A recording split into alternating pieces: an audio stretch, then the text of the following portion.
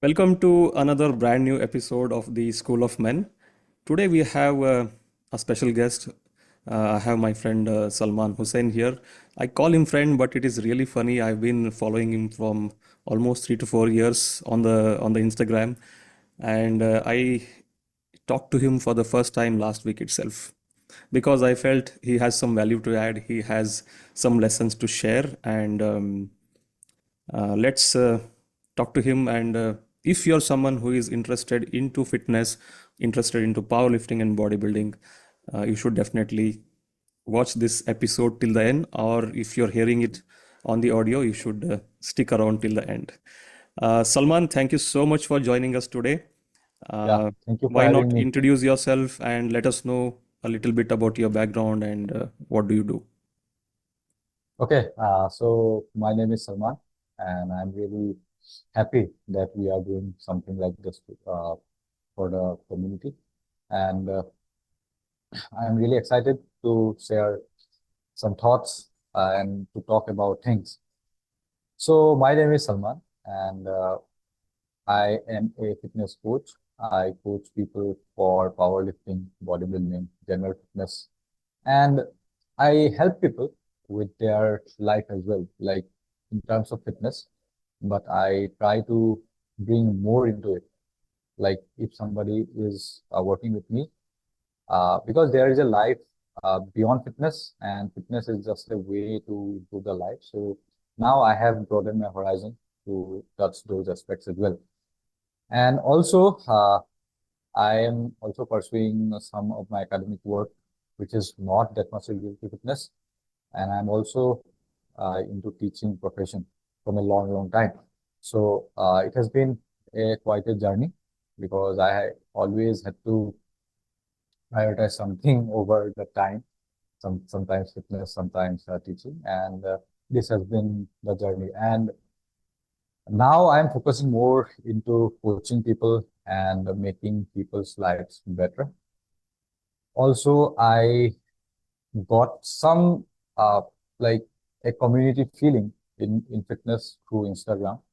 Although we have a really a small community, but that community made me who I am today because it made me so much things to it brought me so much things to explore, and I took every opportunity to explore everything, and this is why we are here talking to each other because we share similar thought processes, similar training Yeah, principles, definitely. and this is why we follow each other and we are here. So thank you for having me again, and let's start our Yeah, Salman. yeah So you said it's all about prioritizing things, okay?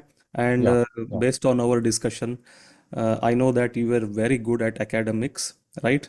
yeah yeah And this is something which most people pursue and most people are happy with. If you're a good yeah student, if you're doing well in your yeah studies, mm, if you're mm, well on your way to find a good job and make a yeah living, mm, you are fine. Like most people are yeah fine with that, and yeah that is our society wants us to be. Our parents wants us yeah to be, yeah right? yeah yeah What got you into fitness? What drew you towards lifting weights and ultimately uh, building something in this area? yeah. It is actually a funny story, and I'll share this because see, my father named me Salman. Okay, the first instant I got to know about fitness or lifting something because of my name. Because Salman Khan is a really popular actor in India, and he brought the culture of lifting weights and having a good physique. Every time people met me, because see, I was born in 1996. So in that time, Salman Khan was at his peak almost, like in Yeah. the early Yeah. 2000s and all. And all the teenage decades, all the time of my childhood and teenage years, because I was a really weak kid. So people called me like, eat this because you have to be like Salman Khan. So it is kind of like a conditioning happened with my mind itself. Like I have to be somehow do that. But when I was a teenager, see, the series of event like because this is it may be uh, sounding a little bit dramatic, but it is the case. Like When a uh, like teenage boy hits his puberty peak at like 13, 14 years of age. Okay. So it was 2009, 2010 era. And that era, if you can remember, Salman Khan actually blew up as a superstar. Like there are movies like Yeah, yeah, Wanted, yeah. Dabang and all.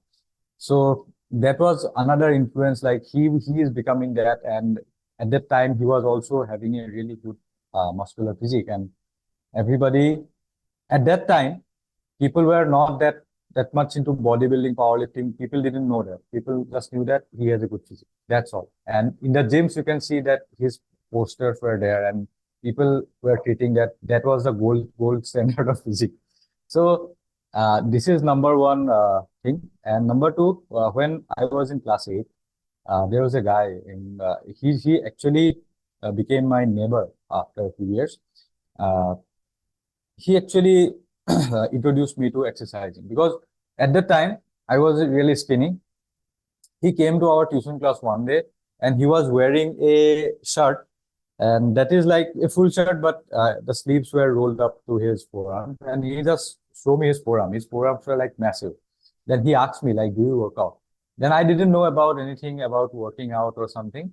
And then and I told him that, what do you do? Like you look really big for your age. And he told me that I play football sometimes, and I always wake up and I do a few push-ups, and I carry like buckets of water and all. This is why I keep my forearms are big. Then I got to know that then something sparked in my mind, like, yes, I can do something that can actually build me up. Okay, so I started doing push-ups. First day I couldn't do a single push-up, but I somehow did a half rep. And then I started like every morning for 5 minutes. I just woke up and I started doing push-ups. And next time I did two. Then there is a improvement, right? You have done one, then you have done two. Although there was, I didn't know about rep quality and all, but I somehow improved. Then I saw it is a kind of stuff that yes, this can build me up. Somehow I can improve on this, and with time it can build me up. Then I gained a little bit of muscle, like my chest has become a little bit better because of the push-ups. Then I got to know that yes, if I keep on doing this, somehow I'll be a little bit muscular, and this will make me stand out. And Mm. again, you also talked about academics, right?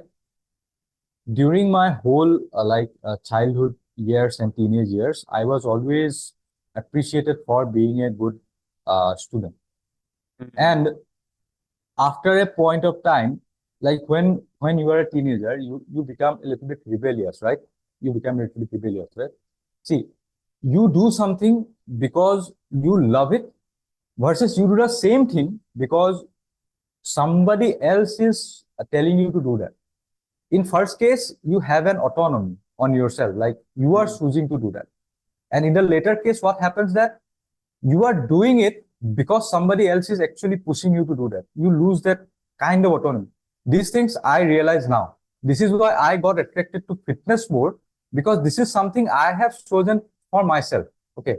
And academics, I also definitely, I also love to study. I also love to study for examinations, and I also uh, love to appear for the examinations. But somehow, every time I went for an examination, somebody else is telling me that you have to do well, you have to do well. So I lost that sense of autonomy. Like I was asking myself if I am doing this for myself or I am doing it because somebody else wants me to do that. I didn't know if I wanted to do that, but somebody else wanted me to do that.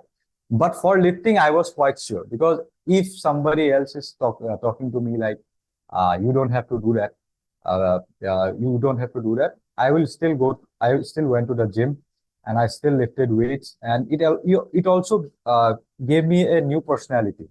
Okay, I was not only a good student. Now I am that good student who is a little bit well built, and that identity actually compounded over the years, and eventually here we are. Thank you for sharing that because you took me down the memory lane. Like I was Right. also, very skinny and weak when I was Yeah, growing up. yeah, yeah, Uh, the first time I went to gym, I was in 10th standard.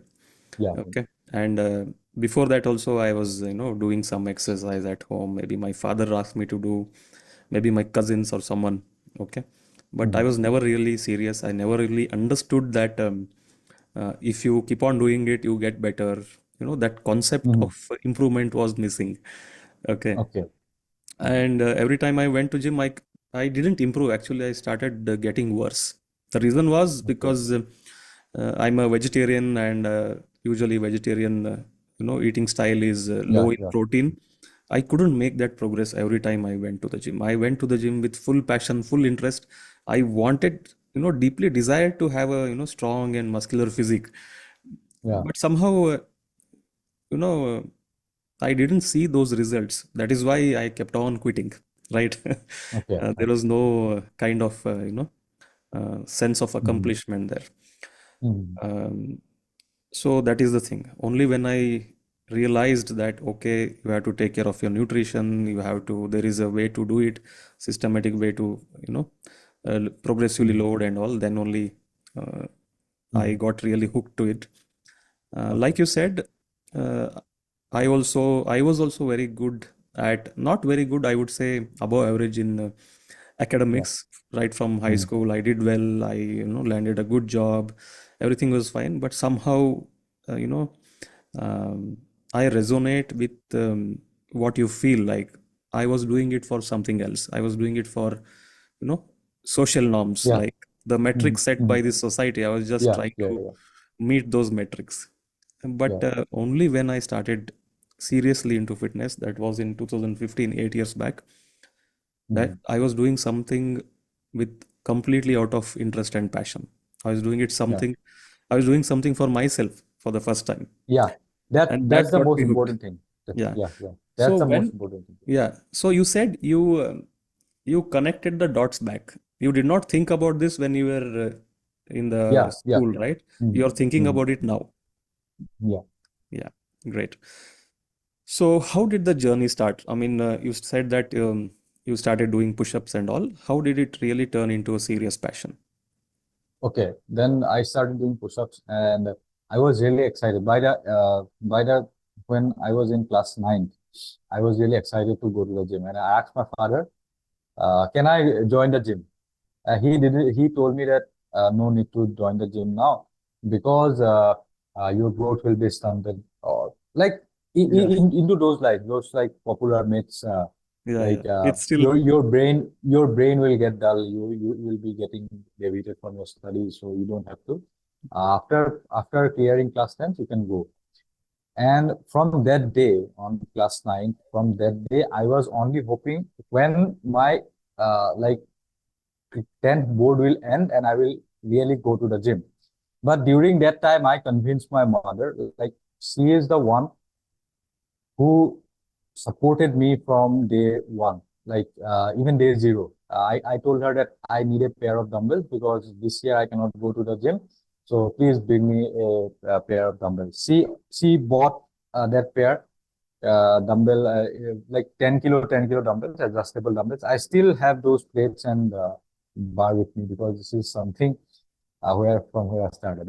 And only exercise I knew was bicep curls. Okay, hmm, I didn't know anything about and I was doing side raises, but in my mind it is a lat building exercise because it pulls you this way, right? So your yeah. lats will get expanded. So I was thinking like that, and I was doing random exercises with those.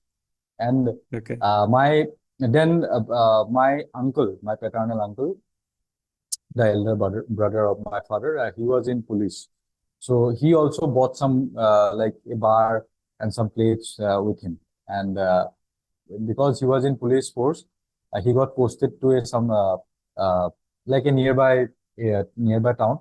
And he told me that I don't need this right now because our police station has a gym on its reserve.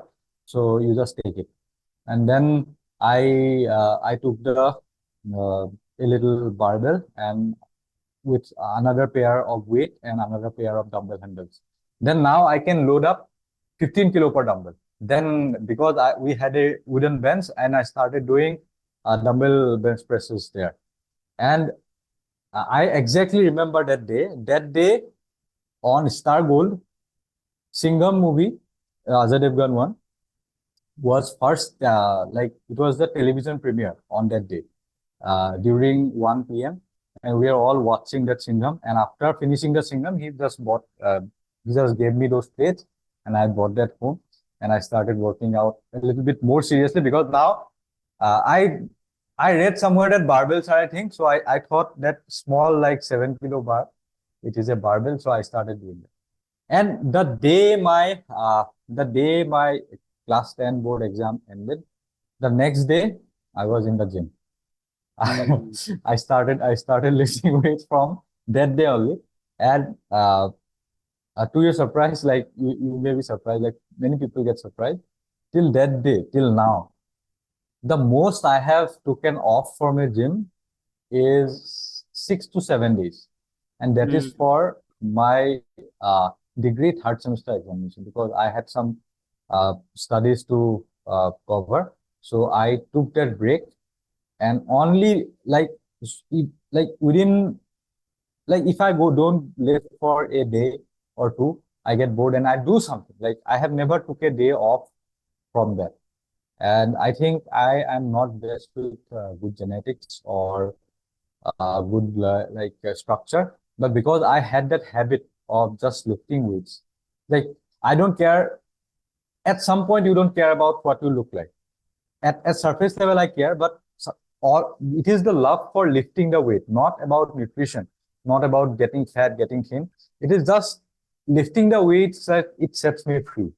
It is like it is something that actually that connected me to myself spiritually. Like I see it that lens nowadays.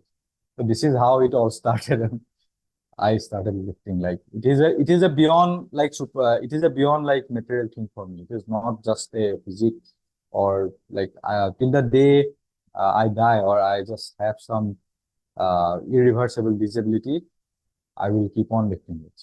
That's my. What I can say is that you said what is that?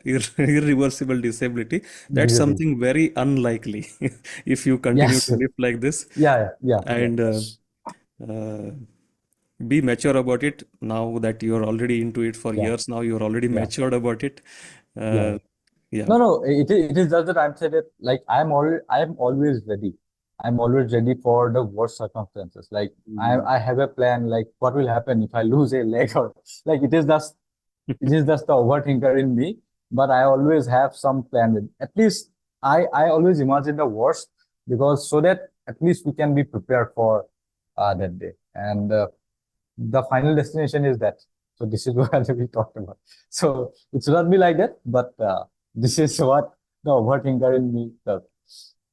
Yeah, be careful because sometimes, what you think can manifest. Okay. Yeah, yeah, And if you think exactly, it, exactly. really deeply, it can happen. Yeah, yeah, So yeah, yeah. Sometimes, yeah, always, always try to think positive. Okay. yeah, And yeah, great. So uh, I want you to talk about a little bit about your backyard gym. You said you went to the yeah, gym, but you also have a backyard yeah, gym. That is how I got yeah, attracted to you because yeah, yeah, yeah, it was kind of unique. Like I had never seen someone, yeah, yeah. in India, Mhm. at least 3, 4 years back. I had never seen a person, lifting in the Yeah, backyard and putting it on the Instagram, right? yeah, Instagram is yeah, something where, you want to show off and it is a yeah, glamorous, place. yeah. Uh, uh, I want to know a little bit more about that. Did you build it yourself? Okay. How did you do that? Yeah, yeah, yeah, yeah. Uh, so the idea came from the gym where I first started. Hmm. The fees was 50 rupees per month, and Okay. it had a barbell and some worn out plates and some machines that are really like old school machines. Those Hmm. are the multi gyms where, yeah, you can see Arnold lifting in a multi gym, right? Where Yeah, yeah, all yeah. the stuff is of metal. Like he had a Hmm. commercial where he was lifting shoulder presses, and the plates Hmm. were like that only. All you can hear is clanging and banging of the weights. Hmm. Like when you do a Hmm. bicep curl, you will hear the steel plates. So we went to that gym, and uh, if you remember, on YouTube there was a guy called Elliot Hulse, a Yeah, yeah, strength camp. Yeah. yeah, yeah. So I. all I have seen him, he is doing stone lifting. He was pulling cars and he was doing a lot of strongman stuff. And then Mm. I got really attracted to that stuff because at that time, because I didn't have the money to buy protein, so bodybuilding was on the back burner. Like I cannot do bodybuilding now. All I have to do is to lift weight, get stronger, and that also Mm. made me eat a lot because I found a good excuse to eat a lot because I love eating. Then I got the idea of when I started consuming stuff on YouTube, like he was there, and there was a guy, Pete Rubis, the heavy deadlifter. He deadlifted with his a washing machine on the background, two washing machines out, and he was lifting, just lifting weights, deadlifting. Then I got the idea that yes, I can do something like that because although I'm going to the gym and I'm already using the barbell only. Okay, I'm using the barbell only, and sometimes like on my spare time I use the dumbbells. But I really got into barbell training because of this starting strength was there, and Mm. a lot of powerlifting was on the rise in the Yeah. mid 2015s. So I saw people with American flag in the background and they are lifting in their garage. So I got the idea of garage. Then uh, at the same time, I was leaving for my master's to a university Mm. because my sister was also lifting me with the gym. So I got this opportunity to talk to my parents that because she's also into lifting and I am also into lifting, but I will be leaving to a new town now because Mm. I'll be absent in my home for 5 days. So what will she do? Because she always go with me. So let us buy some plates and a barbell and just build a rack from a local welding shop and build a bench from a local welding shop.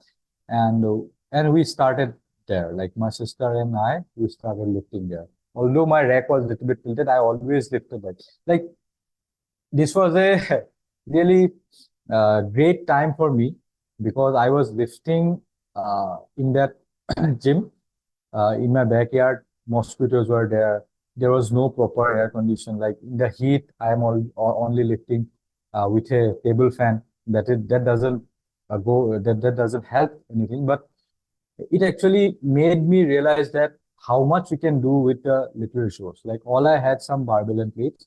Then I started thinking that then I started getting creative, like how I can install some like side raise equipment with I had some leftover or like wood uh, from old door frame was there, and I thought that if I manage a tool there, and if I just put the uh, plank of the wood there, and I can just do I can make it into a shoulder press bench and with different degrees of incline.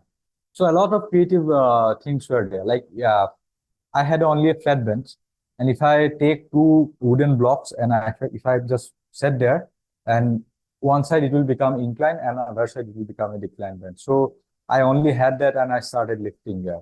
And because I only had the barbell, so I have to find variation. So what variation should I do? I started doing jerk squats. I started doing back squat, front squat. Then some of the landmine stuff I also experimented.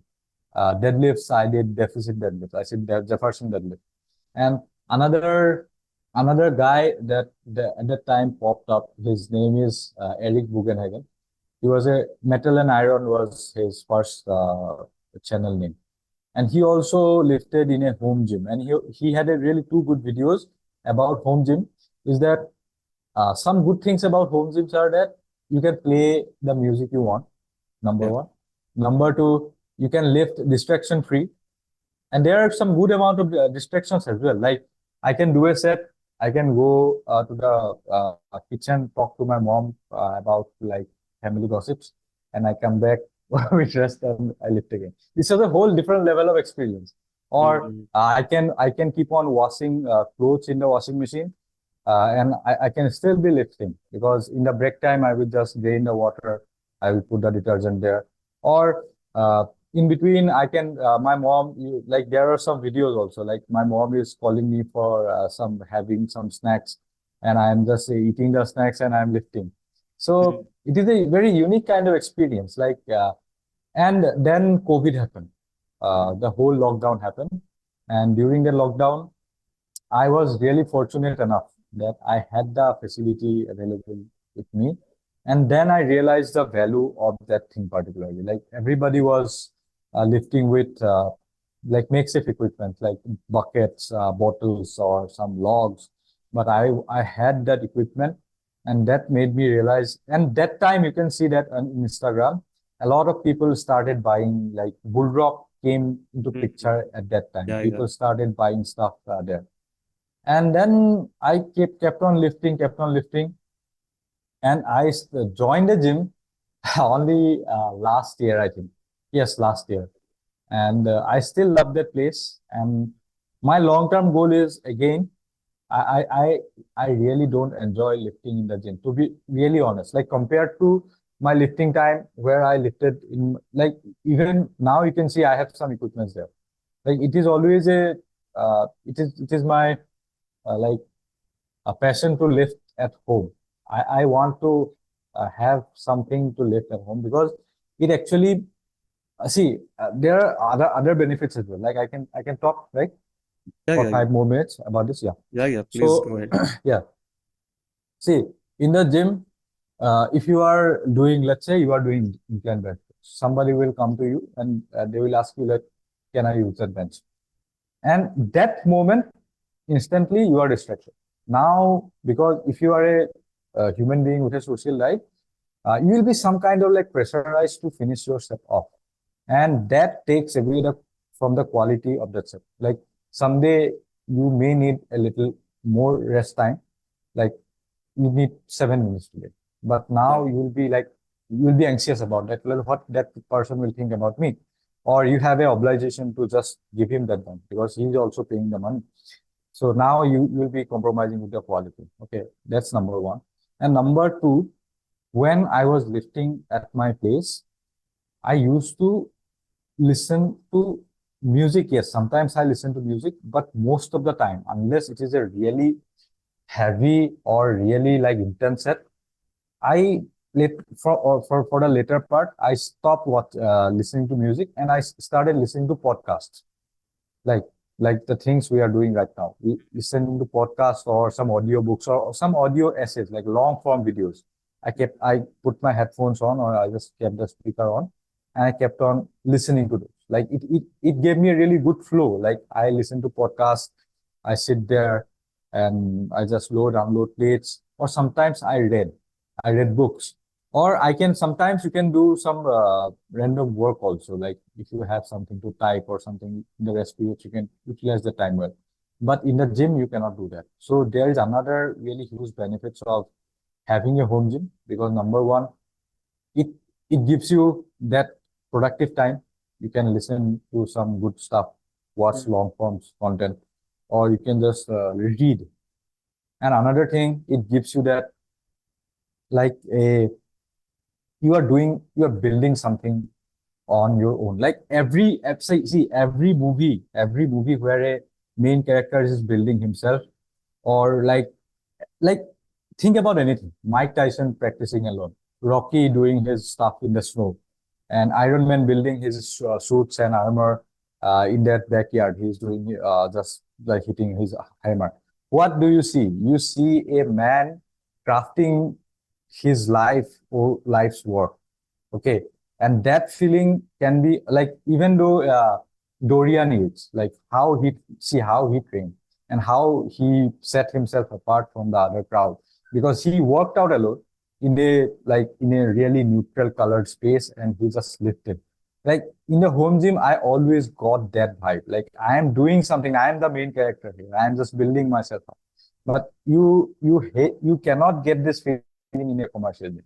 You never get that feeling in a commercial gym. In a commercial gym, you have to follow the norms. You have to wear a certain amount. Like another good thing about the home gym was most of the time I worked out in jeans, and sometimes wearing a pair of jeans and a shirt and working out, it actually gives you a really different vibe than just putting some pajamas in and a dry fit t-shirt, wearing compression. And another thing in the home gym is that because we all have a side that we want to show off, right? We want to show off our physique, our numbers. In a commercial gym, sometimes there is a hidden competition between two group of people or two guys. Like, I'm lifting this, you are lifting that. I have this muscle, you have that muscle. But in the home gym, you don't have that feeling. You are doing this because of you love that thing, and you are Mm. doing it alone. And this is something about the home gyms where you should always try to do that. And in the home gym, another thing is that uh, in the gym, the equipments work for you. In a commercial gym, what people does, like they will come to the gym for the first time, they will ask, is that treadmill of good quality? Is that machine is of good leverage? In the home gym, because you don't have that much money to put on, you will ask yourself, like, what can I do with this equipment? What can I do with this trashy bar that has no knurling? It is like rusty. The plates are dirty. What can I get out of this? Then you actually started optimizing your resources, and you get good results because you are lifting without distraction. So this is my long-term goal. Like, I want to build a really good home gym again, but this time with some rusty machines as well. Like, uh, because I love that vibe. Okay, that rocky vibe, like doing Yeah, yeah. working out alone, and I somehow will get back to this once I have enough resources. Yeah, yeah. Great. Yeah, a few things to add here. One thing is you are the first person who is talking about home gyms in this kind of manner. Okay. Yeah. Because a lot of people, even including me, even though like I also feel if I don't lift, like I have lost something in my life, like I'm kind of Mhm. Mhm. hooked to it. Okay. Mhm. And if I'm not training, then I'll feel like, I'm missing something and Mhm. I feel guilty and stuff like that. Okay. Or let's Mhm. say I don't feel good if I don't lift. Okay. So much I'm Okay. Yeah. connected to lifting now. Okay. But during the COVID time, I'm happy that I'm a gym owner and I have a gym. Mhm. I Mhm. tried to work out at home for a couple of weeks, but Mhm. somehow I couldn't build that discipline. Okay. And Okay. the environment was not, I did not have equipment also. That's a different story. Um, Mhm. so that is one thing. A lot of people, uh, you are a special case. You are very passionate, and lifting is something Yeah. deeply connect. It's good for Yeah. people like that, and Yeah. it's very rare to have. Those kind of people are Mhm. very rare. Okay. Yeah. And another important thing about gym is like you have that vibe. Like there are other people also who are doing the same thing with you, along with you. A lot of people Mhm. need that kind of support when you're, Yeah. because it is Yeah. hard, right? Lifting weights is not easy. It's Yeah. uncomfortable, Yeah. Yeah. Yeah. and Mhm. in a way that competition is healthy sometimes, right? If you do it with a Yeah. Yeah. That's good true. That's mindset, it right. is healthy, and Yeah. having a support and kind of brotherhood, it is always great. And the thing you Mhm. said about all these superhero things, or the heroes working on themselves Yeah. alone and fully focusing, Yeah. uh, Yeah. Yeah. I can resonate with that also, because I was in the same mindset when I transformed myself, and when I started my own gym. That is why in my gym there are no posters. We have only blank walls. Okay. Okay. And I have a Okay. minimalistic gym. Like I don't have a lot of machines, and mostly Mhm. free weights, Yeah. Yeah. and Yeah. walls are Okay. completely plain white and gray. Mhm. Okay. Mhm. Because somehow the concept was I wanted the people coming there to paint the Mhm. picture for themselves. Like I did not Okay. want to have these big bodybuilders and all. Yeah. Uh, Yeah. I did not want to have that. And yeah, one more thing is uh, about disturbance. Like that is also I make sure that ours is a small gym and we don't have a lot of Mhm. members in the gym. It's not Mhm. really crowded gym. So Mhm. I have made it a point that we have this kind of culture that everybody is supporting each other, is friendly with each Mhm. other. There is no Mhm. pressure, and we also um, try to maintain this discipline, like putting the plates back, putting the bars Yeah. wherever it was, all that stuff. Okay, Mhm. Mhm. so that Mhm. has always been the theme. Yeah. So yeah, great. I mean, different perspective, really. Yeah. But Yeah. And not, I want to add something like you have given a good case, like a good case for why people should lift with in a group or in a gym. It is always like something. It We should see these things in spectrum. It is not absolute. yeah, yeah, Sometimes lifting in a gym is really healthy. See, one thing I have noticed in the recent prep I have done is that if I have done that prep in my home gym, the results would have been a little bit worse because I won't be uh, accessing the equipments that yeah, actually helps you. Like the set supported row, like my lower back is fatigued all the time because I'm in so much low body fat. And also lifting with someone, with a group of people, and they help me loading, unloading plates sometimes, like in lifts, or they just gave me lifted up the dumbbells.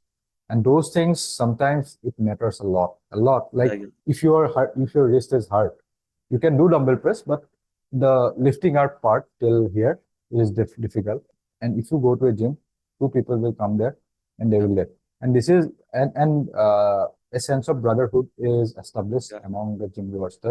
Especially the people who goes at the same time. Like you see that person, you have never talked to him, but he knows you and you know him. Like yeah, even if sometime like now this happens, like if I know that person, I have always have eye contact with him. He is also having eye contact. He smiles at I smile at him.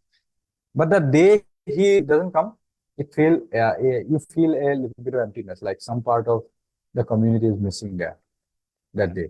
And the yeah, next day you will ask him like, why didn't you came yesterday? So this kind of stuff, it is unique to the commercial game. I have given a case for the home game, but also we should see this stuff in a really in a spectrum actually.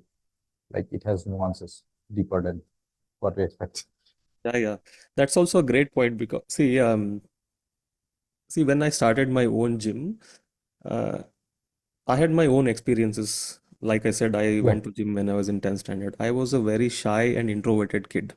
I was yeah, weak and skinny and yeah. socially awkward. I, struggled to talk to people at that time. Hmm. Okay. Hmm. Till now, I am introverted and shy, and sometimes I Yeah, also feel awkward to talk to people. But what we have done in the gym is um, really created this friendly environment. Like yeah, yeah. I have made sure that I engage with all people. I try to bring people together. Again, it's a very small gym. It's not a commercial gym. I would not call my Mhm. gym as a commercial gym, but commercial gym is Mhm. somewhere like it's very big and there is a lot of equipment and lot Yeah, of floor space. And you take the membership and go and do your stuff, right? yeah, yeah, So so in that matter, this is very, very important. Like someone is helping you, yeah, someone is yeah, supporting you, especially if you're mhm, someone who is coming to the gym for the first time, yeah, regardless of if you're a boy or a girl, man or a woman, regardless of if you're a skinny or if regardless if you're person who is on the overweight side, you will always feel mhm, awkward. You will always feel kind of mhm, insecure when mhm. you're entering the gym. There is Yeah, always yeah, this yeah, charged environment. Uh, mhm, we have made sure that it doesn't happen in our gym, right? yeah. Yeah. One thing I want to add here, like, see, when you started the gym, you talked about like you have a like really introverted and like shying away from the people Talking to personality, people, right? yeah, yeah. Yeah, talking to people. But when I entered the gym, because I was lifting already, okay, and Mm, like I was I was not jacked, but I was fat, like I was big, and because I have a chest, because I have a little bit of chest mass, so I look really thick, like a hefty guy, strong guy. So when I first started going to the gym, people actually didn't believe that I went to the gym for the first time, because the day I first set foot on the gym, and I started doing bench press with 50 kilos. It is not that I was super strong. It is because I told you, na, because I was doing push-ups and I was doing dumbbell presses, and at the same time I was also heavy. So for the first day, I went to the gym, and I started doing 50 kilos. People were asking me, "Are you sure you are coming to the gym for the first time?" That sentence, that sentence, boosted my confidence so much that I always thought like I'm some kind of Olympia level of bodybuilder. I Yeah. like I had a like in the teenage you have a in the teenage, either you have a really low self-esteem, like Yeah. really shying away from character, or you have a really cocky mindset, like I am the one here. So Mm, I am blessed that I had that image of me, that I am the one mm, here. I own this place. Then yeah. this is why sometimes different personality needs different environment to like build themselves. Mm, Okay, so this is also we have to take into account. Like the problems you are telling me today, like you are facing, I face this in my coaching. See, when I tell people that record this, and some people they will record it from the first time, or they were doing it for Instagram also, they will record. But some people, the main problem they tell me about, like, I feel really shy mm, recording in the gym. mm, At first, I couldn't uh, connect to that like stuff, because I always thought that, because we always take a video and post it on Instagram without any hesitation. But some people just going there, setting their camera and recording themselves, it is a huge task for them. yeah. And the more I am becoming, more people I'm meeting on a day-to-day basis, or the more people I interact with, I get to know about a lot of issues or the problem. These are not actually issues. These are different personality traits. And if there is a personality trait, we have a unique solution to offer. Like, you don't have to record, just to tell me how did you feel. But if possible, interact with people, tell someone to hold a camera for you, even if you feel shy to bring a tripod there. Some people, they feel shy to bring a tripod there. Like they will think that what the other people will think about me. They have this issue also. So we have different solution for this also. Like you can take your, like, you can just hide your camera somewhere, and you can just record. Okay. Yeah. Even though the angle may not be perfect, I'm okay Yeah. with this. Just try Mm, to give me a brief visual of how you are doing. I really want to see that. Then, yeah. if they start doing this, and I also encourage them to that you follow this step, then eventually the sinus goes away by a little margin, and they start recording. Like for some people, it may take 4 or 5 weeks. And yes, this stuff are also really important. Like, don't take Yeah. my words as absolute. Like, different people need different environment to prosper. Yes, yes, definitely. I mean, that's the importance of coaching, and that's the importance of creating an environment. And Yeah, what I truly feel is a lot of gyms lack that part, right? yeah, yeah, Okay, since you talked about coaching now, let's switch gears and talk yeah. about the mental aspects of fitness. Okay, let's start with you first. Mm. How do you manage your time between your, other responsibilities and your fitness and also coaching people? How do you do that? Okay. So, uh, I have I have found two phases into this. Like, there are two distinct phases into this. In phase one, in phase one, most people are in this phase. Okay, most people are in this phase. Phase two is completely different phase. Phase one, where you can have a balance. Mm, Okay, you can have a balance. Balance means the day is 24 hours for everyone. Okay, yeah. that's the ultimate. And the the may okay, let's talk about this in the later part. You have 24 hours. You have a job, or you have to go to the school. You have to go to the gym. You have to spend some time with family. Or if you stay stay in a distant place from your family, then you have to talk to them. You have to spend some time with your friends because we are social animals. We have to socialize.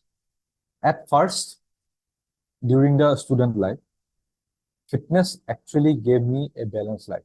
Okay. And I, I just made my day. I made my day fitness as the anchor point. Like I have to go to the gym from 6 p.m. to 7 p.m. That time is fixed. Okay. 1 hour before that, I have to study something because after the gym, I will take my dinner and I will revise. Okay. Now that slot is full. Now 5 to 6, I was studying. Then 4:30 to 5, I have to come from the classes. And during the classes, if I have to buy something, if I have to uh, uh, buy some snacks or I have to eat something, I have to do it in this window. And then till 4, I have classes till 9. So the whole day, you can see, like just fixating my focus into one point of the day, it actually gave me a whole structure.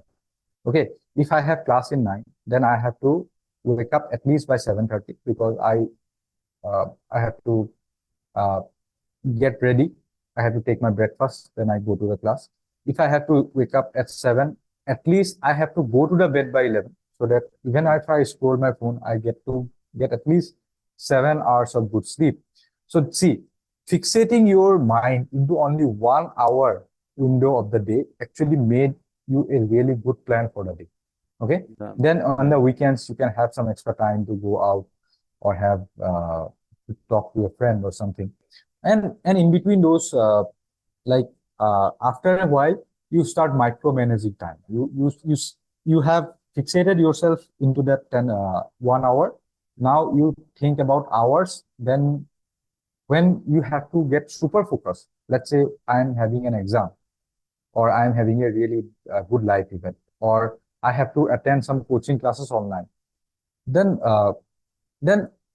actually fitness started balancing my life. Okay, you can see that. Like now, fixating on fitness, it started creating a balance because I am doing everything now. That was phase 1. It actually fitness gave me some more into the time management, and I got better in everything in the life. Okay, every other aspect of the life. And this is where I was listening to one podcast by Ravikant Nawal Ravikant. Actually, Naval Ravikant. he was he told this idea about like if you want to become good at multiple things, you don't have to have special anything into that field. You just have to know the ABCDs of it. That phase, I was in the ABCDs of it. Like I was doing the ABCDs of academics, right? I did the ABCDs of my daily routine, right? I was doing the ABCDs of my fitness, right? So I was getting better at multiple things at once. Yeah. Okay. Then when my coaching grew, I started finding it difficult to allocate time to everything. Okay. Then I realized that if I have to become good at something, then the word balance, it actually goes away. Like you can either jack of all trades or master of none, or you can have, you can become master at one. And now you have to shift away from jack of all trades. And this is where the thing called balance started fading off. And during the last year, I have felt that focusing more time into coaching people will actually take away time from the other aspects. I cannot live this balanced life. Okay. To grow in something, you have to be unbalanced. Otherwise, you cannot grow. Because see, I told you that the truth is that you have 24 hours in your life. But the bigger truth is you are going to die one. So you have limited time in your life as well. Yeah. Okay. So if you love something, then you have to somehow give a unbalance, like a more focused attention, more focused time into that aspect of life. So when you are growing yourself as a when you are developing various like this is a life of athlete as well. Like when a person first goes to a cricket class, he is doing bowling, he is doing fielding, he is doing batting. But after a while, he started specializing, right? He becomes a batsman. Then he will start shifting away his focus from bowling and fielding. He will dedicate more time into batting. Even though if you are an all-rounder, like say you have seen, like I have my favorite all-rounder is Irfan Pathan, because at that time I was vividly watching cricket.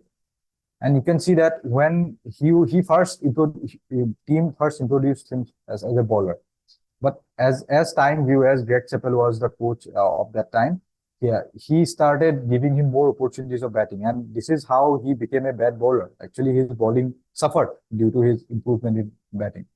Yeah. And most of the people, because we have limited time in our life, after a while, you have to shift away from that balance, and now you have to prioritize. Okay, so this is why I see this in phase 1 and phase 2.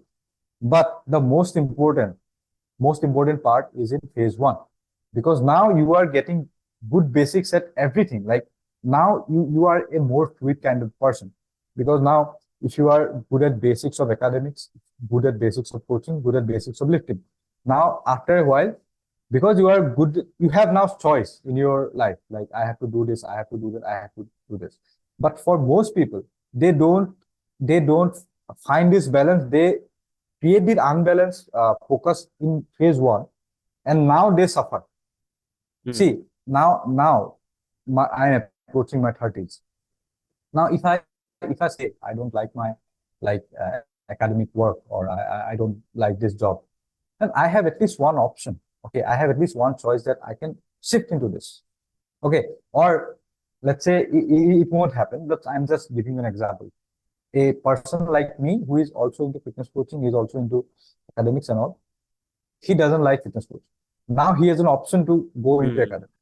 Yeah. And that sense of choice will actually set you free. Now you are sad from your work, you can find your peace in coaching people.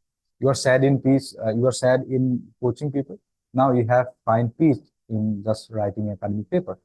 So this is how I found it. Like actually, I didn't know these things that time. I'm just looking at the things in a retrospective way, and now I'm realizing this. Like how much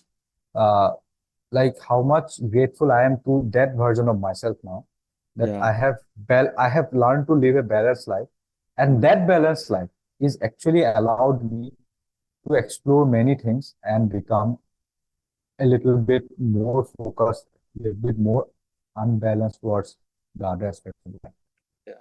Great. Things I can relate to is the the phase 1, right? You said you have Yeah, to fix your time if you're into fitness, if you're going to exercise and going to gym.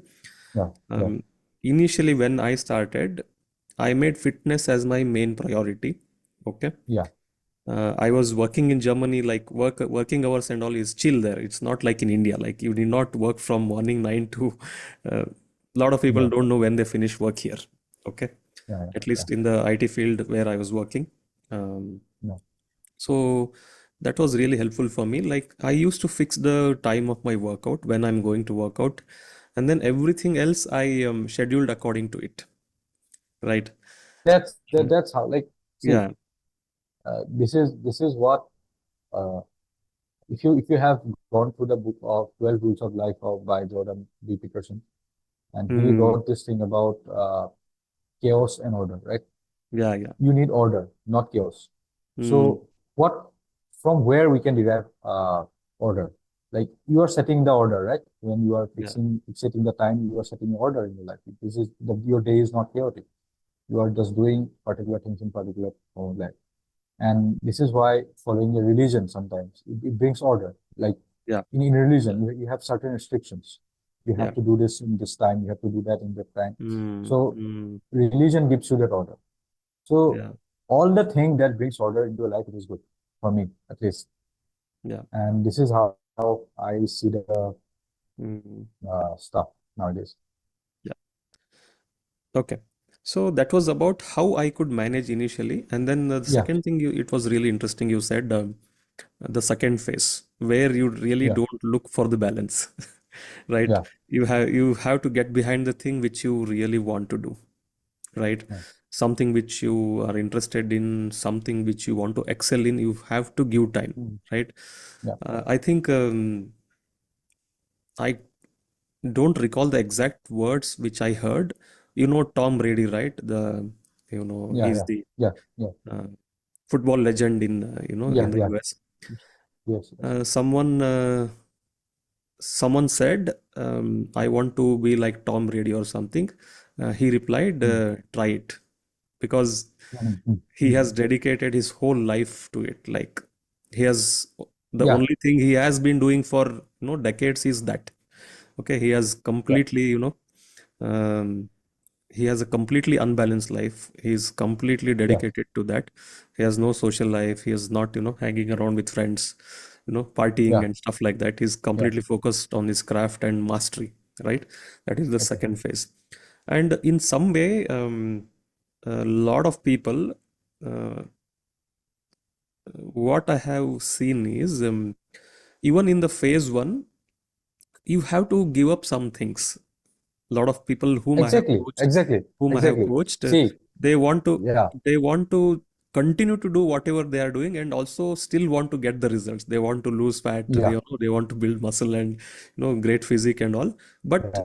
they are still not ready to give up on their drinking. They are not ready to give up on their partying, going out, things like that.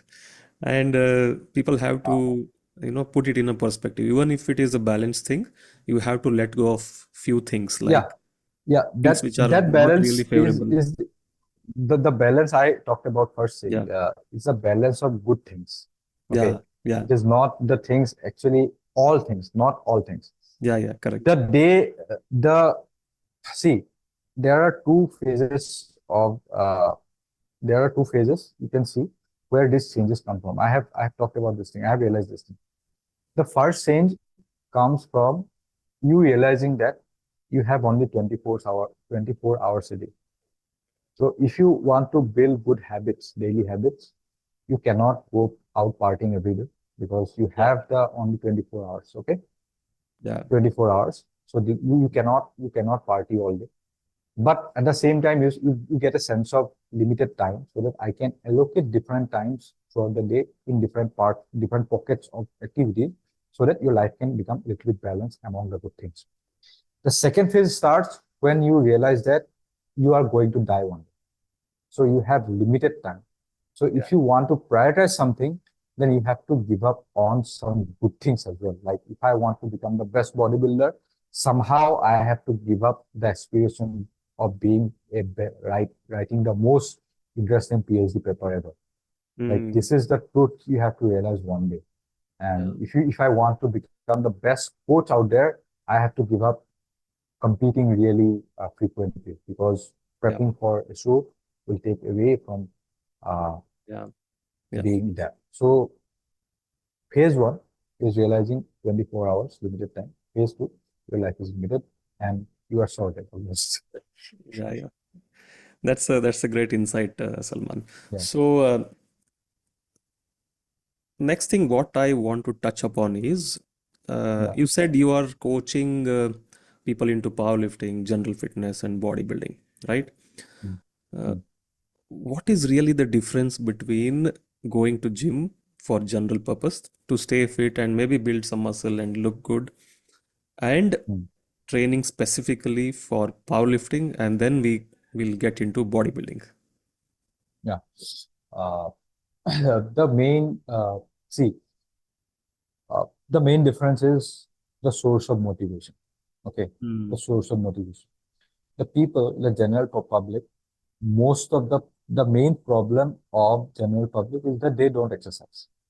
yeah.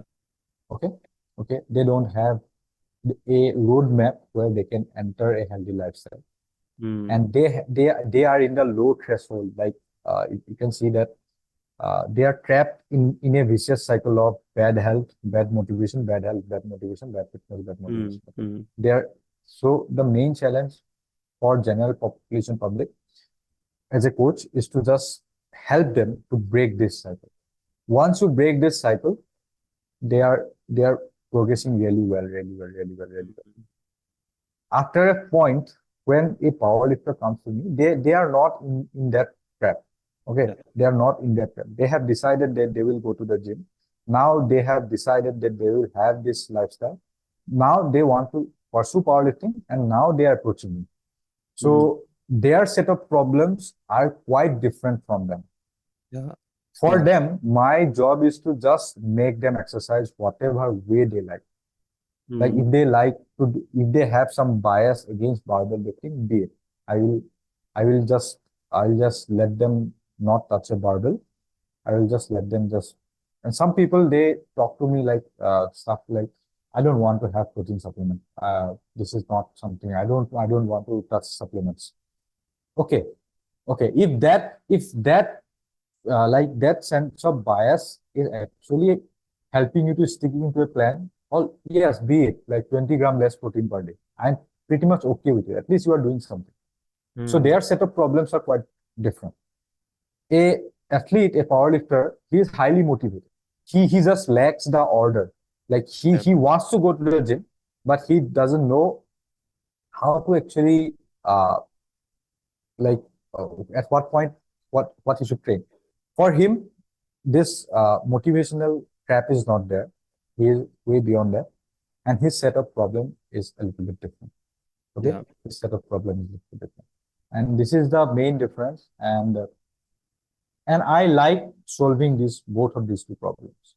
I like highly motivated people, and I take the like I take really good pride and good like inspiration from myself also, that at least some people are doing really better in their life. Like, see,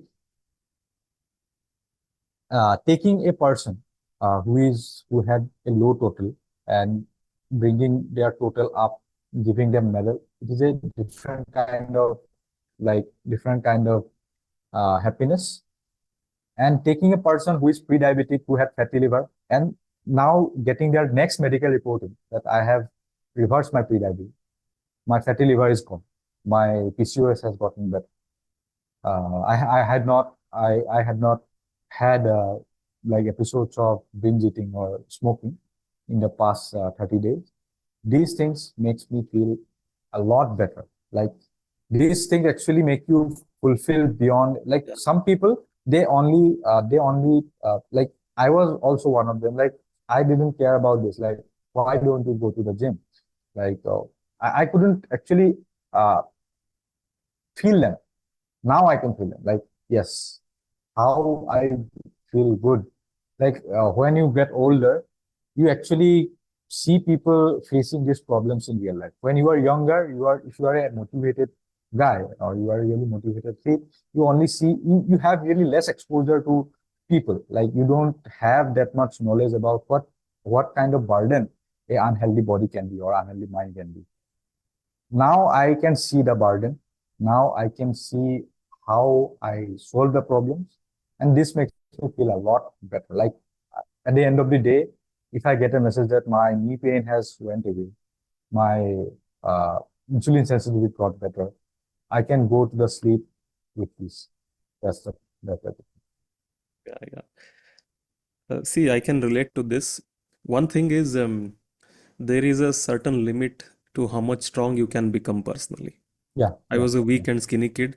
I wanted to be strong, and you know, with the grace of God, I got introduced to barbell lifting and strength training, and later on into powerlifting and all. That really gave me sense of accomplishment. I felt really good that I'm getting stronger, and then after that, uh, I draw this fulfillment and a sense of accomplishment by helping other people, like yeah, to duplicate the same results which I got. That is why I got into yeah, coaching. Okay. Initially, when I yeah, started as a coach, I just knew the theory, like, okay, you have to eat protein, control your calories, okay, yeah, exercise, apply progressive overload. That's all. Okay. And then I started coaching people, and I used to tell them, okay, eat so much protein, eat so much calories, track it yourself, use the app and all. But I never really try to understand from their point of view, what are their Yeah, difficulties, what are their exactly, problems. exactly.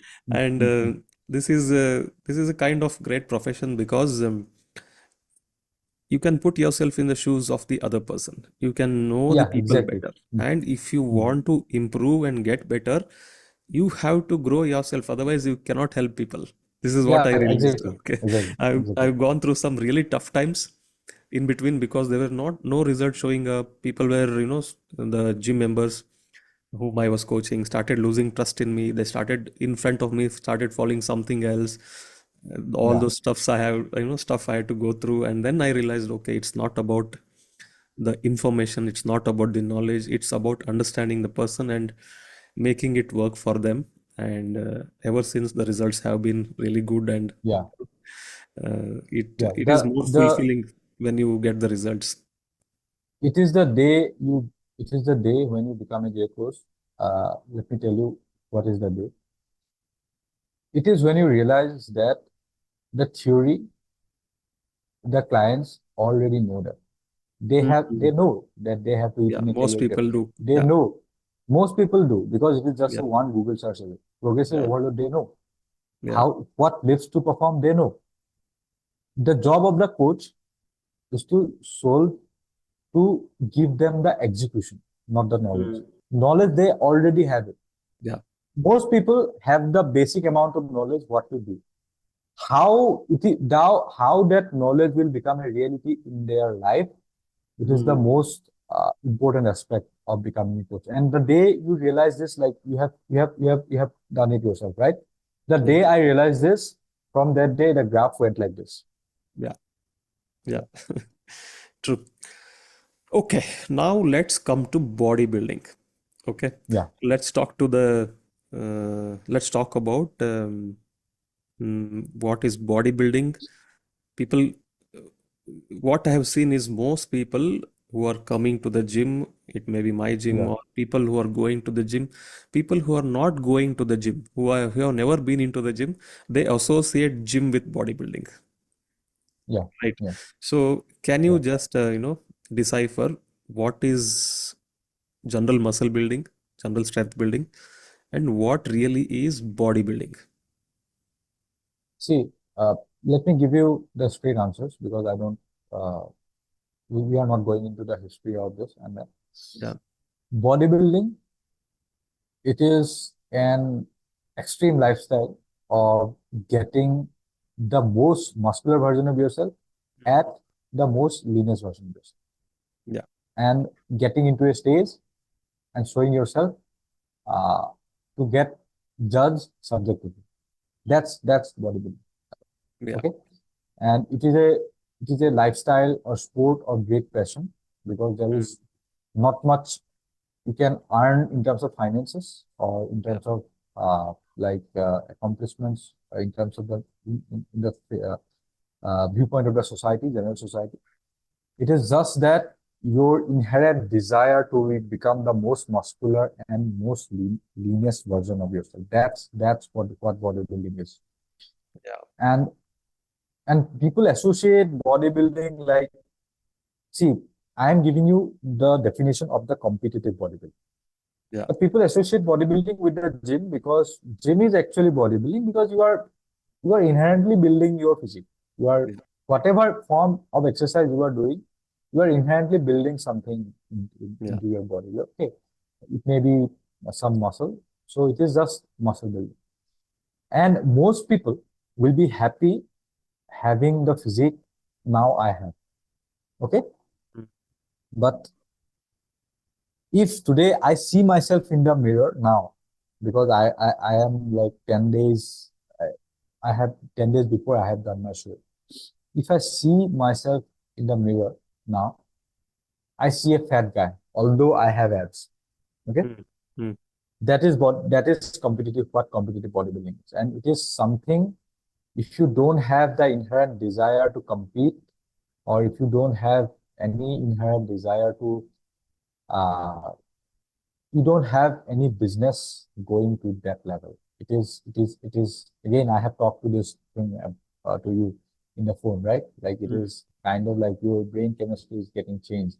or you start perceive things a little bit differently, and you Yeah. don't have any, and like I have, before I didn't have that idea firsthand, but now I have the idea how it feels like to compete, and what it how it wrecks you sometimes, and so how sometimes it gives you a sense of false positivity or something. Mm. It is something that you should be aware about, because see, in the bodybuilding stage, you are at your best shape of your life. Like you are the most muscular version of yourself. You are the most leanest version of yourself. Yeah. Okay, you are the best possible aesthetic version of yourself. But that day, you are getting compared with the best of other people as well. When you are onto the stage, you see yourself in the mirror, like I am the best today. Like I have achieved my peak physique. And all of a sudden, all of a sudden, you are judged, and you are told that you are worse than that guy. Okay. Even see, in the bodybuilding competition, how many competitors are there doesn't matter. If you come second or below, you are being told that there is better, there is someone better than you. Yeah. Okay. Yeah. There is someone better than you. And that sometimes wrecks you mentally, because all of a sudden your motivation was like this, like I am the best. I'm at my best version. And next moment you are told that there is somebody better than you. Then all of a sudden your motivation goes like this. Okay. Yeah. And whenever this kind of situation happens in someone's life, if that person is also, you have to uh, take care of the thing that you are also at the weakest stage, because you are not eating properly. Your hormone levels are like blurry, Mm. like Mm. your brain function is a little bit less because you are eating so much less food. You are super fatigued. You are all of a sudden your adrenaline drops. Like all of a sudden you are told that you are not like this person. You are not the best version. Then whenever this kind of mental wreckage happens, it can destroy someone. Like I'm Mm. a really Mm. mentally tough guy, Mm. even though it also it also triggered me in a way I have never thought of Mm. Mm. getting triggered like this. Okay, I never thought that this was possible to wreck me mentally, because in my, like I have told you now, that I in my mind I'm a really, like I am the one kind of guy. But that Mm. day it actually hit me something like Yeah. you are not the best. And Mm. that wreckage of motivation, sometimes it can do really harm to some people. So this is why I tell you that it is not, it is something, uh, you should not dive into this if you don't have any other incentive. Like there are better things. Like for you, there may be better things. This is why some people, they should not come to bodybuilding. If you have, now I have done my first show. I got some resistance to it, because the first week I was bargaining with myself, like what went wrong? I did everything right. Then when I came to my baseline in terms of my mental thinking, then I Mm. got to realize that yeah, this went wrong. This went wrong.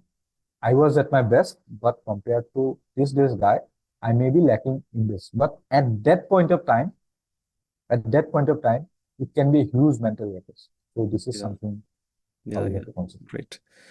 Okay. So I can draw a parallel here, Salman. See, I don't know. I have not competed in bodybuilding. I have never spoken to someone who has competed. Uh, Mm. at least this kind of discussion I have never had. Yeah, But nowadays, you see, everybody is on Instagram. Everybody is walking around, very, very lean and jacked, and everybody is putting out their best picture, right? yeah, And there are mm, people, especially young people, even older people, just like me, middle-aged people, mm, mm, mm, who have been grinding in the gym, and we look at other people, they are so jacked and muscular, and somewhere a lot of people are also suffering this, not to the same degree as you encountered, yeah, but on a yeah. daily basis some people are going through this. So what do you want to say to these people? Like, let's put it in the perspective, like how long have you been training? And you looked really great. I mean, it's I have Yeah, been yeah, seeing your progress for the 100 days. yeah, You're putting out, yeah, videos and updates. You looked really, really good. At least in the Instagram, you looked, you know, yeah, amazing. But when I saw your pictures, the videos when you are on the stage, like the lighting is not yeah, perfect. There are, yeah, you know, there are, sorry to say this, there are better guys than you, couple of them at yeah, least. yeah, yeah, Okay. yeah, They yeah, look better. yeah. So what do you want to say to people like this, like people who are in the See, gym, general okay. lifters, okay, See, and they are I feeling was, bad about these things, like they are, stressed and anxious about these things, like I'm putting so much effort, I'm grinding in the gym, but I'm not getting muscular. Something might be wrong with me, something like this. They may be going through this. see, first you have to realize that we ourselves are the biggest critics of ourselves. Okay, that's number one. What is happening to you have really, really, really, really less importance in somebody else's life. People doesn't care what you look like. Okay, Yeah, yeah. unless you are getting money out of your looks, either you have to be an Instagram influencer, or you are a film actor, or you are someone, a model or something. Yeah. Unless you fill into these three categories, you have no other business. You have no business just focusing on what you look like. Mm, Yes, looking good, it should be an inherent goal for you. But unless you are in these three fields, you have no business comparing yourself to others. Because yeah. all this will do is negatively harm yourself. Okay? Negatively harm yourself. See, I was just going through the street. I was just walking in the street, and one person he saw me and he told me that, "Are you not going to the gym nowadays? Yeah. Okay, are you not going to the gym nowadays?" Uh, but it is the time where I almost lived in the gym. Okay, 5 6 hours a day was spent in the gym in the bodybuilding prep. And the guy you see on Instagram, like if I post something on my Instagram, gets like most likes. Okay. You have to realize that I was 67, 68 kilos, where in a stronger version of me, in a healthier version of me, where I live a normal life. I go to the life normally. I earn money. I spend my time with family without thinking about what I'm eating for that day. Yes, what you eat, you should focus on. You should focus on what you eat. But you should not be in a stage where one wrong meal can show a negative impact in your look. Yeah. I was in a so much, you see, when you see a picture, you aspire to be like them. Mm, You have to realize that they are getting paid to look like that. yeah. You are not getting paid. So Mm, unless there is a compensation for the suffering, you should not suffer. For yeah. what you are suffering? Like you have other better things to do in your life. Yeah. Looking And at your also, best has its and own also, sorry costs. to cut you here. And also, in most of at least 90% of the cases, it is staged. The picture you see on the social media, or like Yes, they're yes, taken the yes. best Obviously, lighting when there is a obviously. pump. See, Yeah. see. Look at my picture. Look at my picture. I have posted the day before Hmm. I was competing. Okay, Yeah. and look at how I looked on stage. Hmm. Because in the first picture, I decided the camera angle. I Hmm. know if I see there are different camera angles. If you place the camera at your waist height, you will look at different picture. Yeah. If you place the camera a little on your shoulder height, you will get a different picture. Yeah. And if you Definitely. put it on the shoulder and you tilt the camera like this, you will get a different picture. Yeah. So on the day before the competition, I decided the camera angle. I took the shot where I looked my absolute best. Yeah. Okay. And I took 10 pictures and I've only posted one. Hmm. And some people do this, they will put filters on, they will Yeah. Photoshop some of the body part and they Yeah. will post that. Yeah. Okay. So I'm being brutally honest here. But if you see me on stage, I was looking like a stick. I Hmm. was looking like a stick because I'm a relatively taller guy on that stage. Hmm. There are a lot more stockier guys. although I was a heavier guy, like most people on that stage that day, I asked them, they were like 60, 62 kilos. I was Mm, close to 70. Okay, I mm, was close to mm, 70. I was when I carved up, I really went 69.5, 70. But I still look like a stick. Okay, I still believe I look like a stick. But in the most of the time, I don't look like a stick. When I'm 80 kilos wearing a shirt, I have little bit of body fat on. People don't see it. When most of the time, and this is one thing people have to realize. Most of the time, we are clothed. Okay, we wear clothes, and yeah. most of the time we are full clothes on. And if you want to look good for most of the time, for most of the people, you are better off having a little bit on the bulkier side. I'm not telling you to get fat, but if you look a little bit heavier, Mm, if you're in a healthier state, then your sleep quality would be better. Like when I was in my best physique, like in terms of bodybuilding, I was sleeping barely 3, 4 hours, mm, 3, 4 hours per night. I was waking up in the middle of the night hungry because my thyroid was suppressed, my cortisol level was all time high. And when I was driving, when I was driving, someday I just, if the road is empty, I literally, my eyes are, I'm literally have to put energy to keep my eyes open. Like that is the miserable state you are in those days. Like if I'm talking to you, like today, you can see that my hands are moving. I have noticed about my hands are moving, and I'm talking with really good enthusiasm. 10 days before, if you have done this to me, na, I'd be like this. Yes, like my energy is like that. Like whole personality. Like people are nowadays because I go to work and I come back on the way back home. We 3, 4 of my friends, we come together in the same car. Now they started telling me that now it feels like talking to you again, like after so many months, because all those months you were like, I was just sighing away from the people, like opening my mouth to utter some word felt like a burden. Like this is how low energy uh, yeah. you have to go. And this is not true for the people. There are some people who are really lean, the roadside workers, Mm, the farmer who do work in the farmland like his energy expenditure is so high. So he yeah. get to eat more food also. Like Yeah. if his Yeah. caloric expenditure is 4,000 calories per day, he eats 35 and he still can get lean. But you are talking to a guy who has a desk job, who is sitting most of his day. My caloric expenditure at that time is maybe 2,000, 2,200 calories. Okay, my thyroid was suppressed and all. And I was eating 13, 1,400 calories. Like, Mm, what is the textbook definition you get? Like, 2,000 calories or below, you are basically poor. Like, this is the definition of poverty, right? Like, textbook yeah. definition of poverty is like 2,000 calories below. Like, I was living a really poverty life, literally a poverty life. Yeah. So, what you see on Instagram versus what you have to what actually looks into your life, the suffering I have to deal with is that.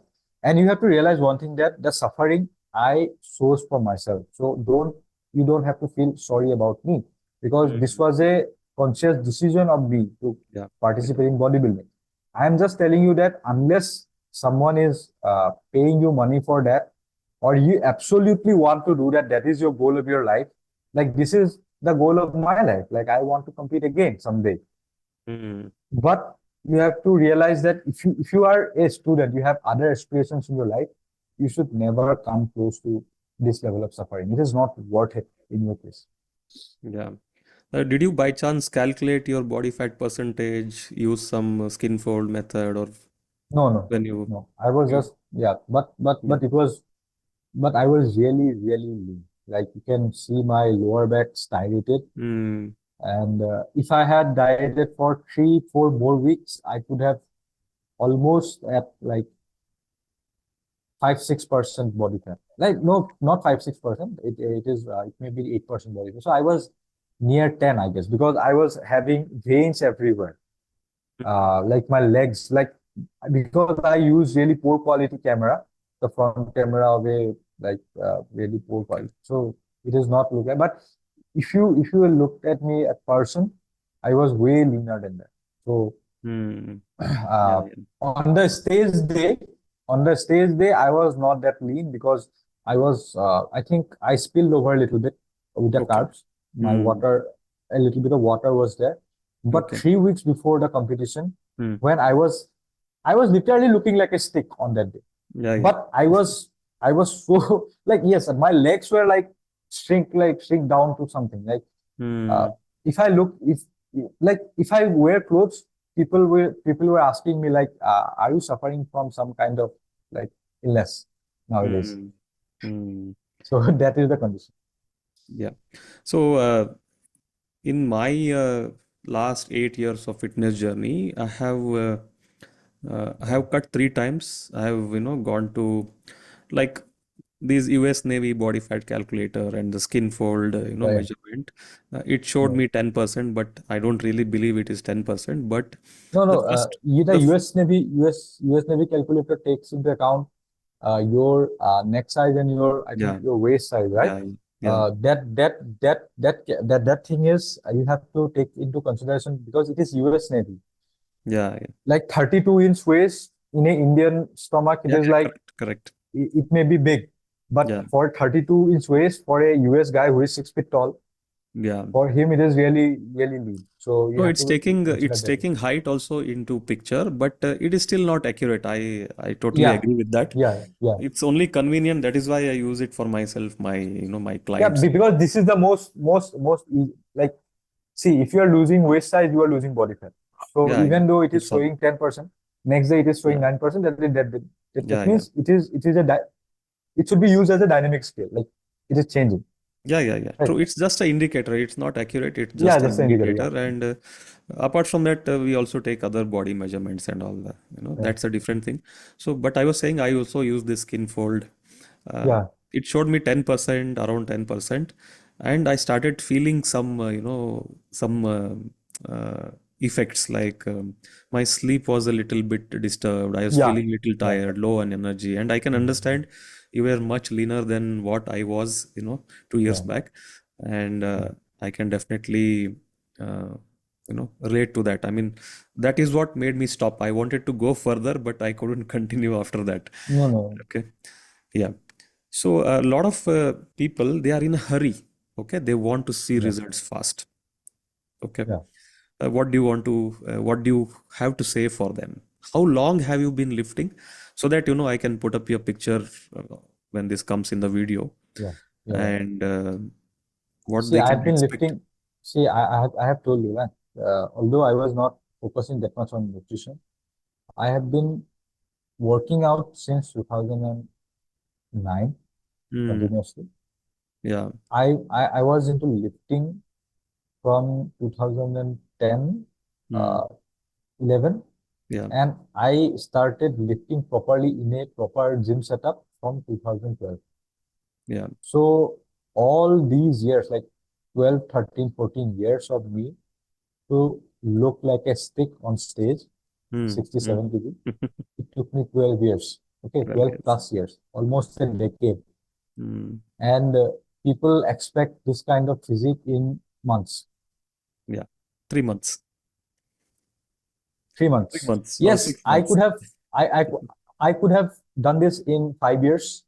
Yeah. Okay, if I only did bodybuilding, but you have to Yeah. take into account that I have done everything. Like I have done good in academics. Uh, I maintain a good family life. I Hmm. have, uh, I have explored different avenues. I went to different institutes. I left home sometimes, and I completed my studies. So it is good. But again, the physique I have built for an average guy, it will take 5, 6 years at minimum, and this much amount of time you have to dedicate to it. So how long you have really dedicated for bodybuilding style of workout? Um, Yeah, it has how been, much how much is it out of yeah. your See, I started working with Vikram. Vikram Sudarshan is my coach, and I hmm, started working with him after I got my third job, and I started with him December 2022. okay. From then, I was focusing on nutrition. especially. Hmm. I was not going out of my diet.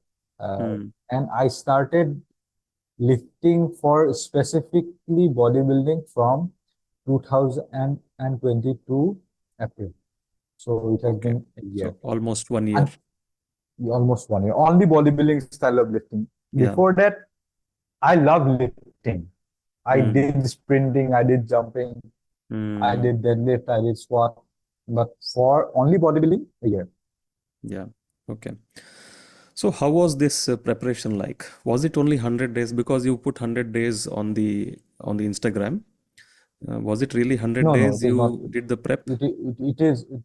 No, no, it is not 100 days.